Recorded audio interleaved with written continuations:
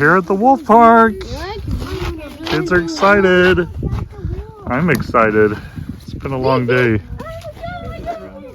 Huh? They should have brought peanuts. Yeah. Little wolf. Here we are. Just went through the gift shop. Julie signed up for this internet company is allowing 100 people to come here. They paid for 100 people to come to the wolf park for this Howl Night. We took advantage. We haven't been here yet.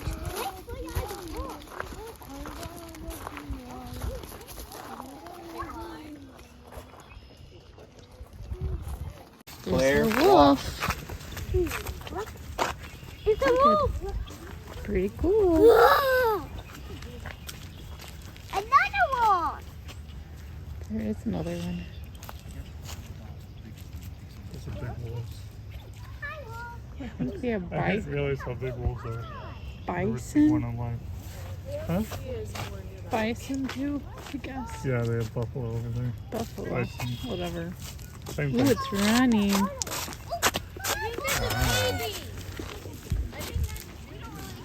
I've heard wolves howl while I'm on a camp out, but I've never seen one in real life. Where's it going? Can I take a picture of it? Another one came. Oh.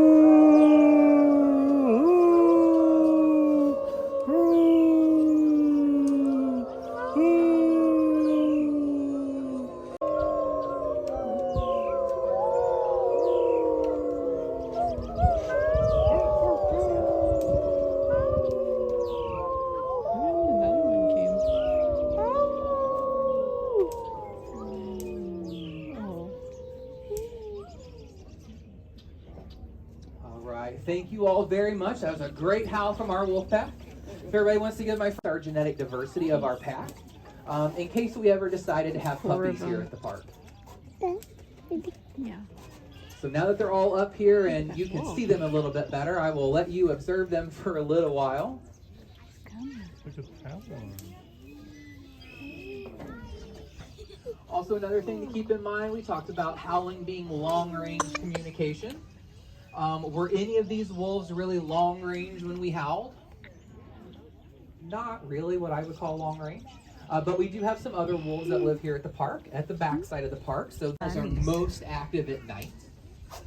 They're like Diurnal bunnies. means those animals are most active during the day. So the science word we would use to describe wolves that are most active at dawn and dusk, everybody ready? Is called crepuscular. So wolves are crepuscular. There are other species that you might.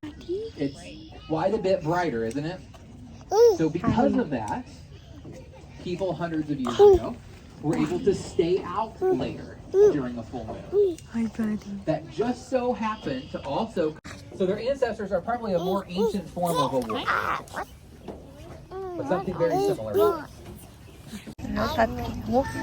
It's not a puppy. It's running. See them over there? Communicate. So you saw a whole lot of body language when the wolves came up They're and getting interacted with treats each other. now. I'm going to get into a little bit of detail about that, but I'm going to have us take a few seconds to get inside the enclosure and give the wolves an opportunity to greet us. Their dog wag their tail when you get home from work or you get home from school, and they're really happy to see you. Show of hands. They did about something, and kind of just like people, excitement isn't always good excitement. If you've ever been really nervous about something, you get into some kind of body language. See the in wolf? people, and it does in wolves as well. So wants she some. can wag her tail when she's happy. Sometimes she might always mean happy behavior, but in this case, it was very excited to see Scott, one of her handlers, step in. Growling, yep. Barking, yeah. Anything else? Whimpering, yep. Absolutely. You in the back. Putting their tails behind their legs, yeah. Cowering, that would also be sometimes associated with whimpering or maybe even growling. Yeah, excellent answers, you guys. So these are also communication signals that these animals use aside from howling that can convey emotion. So they are capable of a variety of vocalizations, but unlike our dogs, they don't use them very often. The most common sound that you're going to hear from a wolf is going to be a howl or a growl. And the most uncommon sound you're going to hear from a wolf is actually going to be a bark. They do not do it very often. In the wild, when a wolf barks, it is a way for wolves to... This communication is a huge portion of the way that wolves communicate with each other, as well as other animals in the world at large. So Scott here has sprayed some synthetic coyote urine in our enclosure. And you can see that immediately all of the wolves are like, what is that? I have to investigate that. The behavior that you're seeing happen right now is called scent rolling. It looks very silly. Often looks like, again, our dogs rolling in that dead squirrel or that discarded. So then the pack can decide, is that somewhere that we actually want to eat? Does that restaurant seem like where we want to eat today? We'll think about it. And I'll actually weigh the pros and cons. Does that make sense? It's pretty cool. They also communicate, again, with each other via something called overmarking. So what we did not see, we did see the scent roll. Urinating on top of that scent. And these guys kind of get all crazy on this smell, not making a peep. They don't really want to make a lot of noises when they're doing scent-based communication. A little bit of counterbalance on an unstable surface. They can also use their tails to communicate when they're afraid. Somebody mentioned tucking their tail earlier. The tail is a really big indicator on the emotion important in wolves. They'll use their tails to be more inclined to pick up my toys next week. Or maybe not. It just depends. I really like ice cream, and picking up my toys wasn't so bad, I guess. And that is their caretaker easier. It makes our job as their caretakers safer. When I can have the wolf sit, a wolf jumping up all over me, if I have a wolf stand.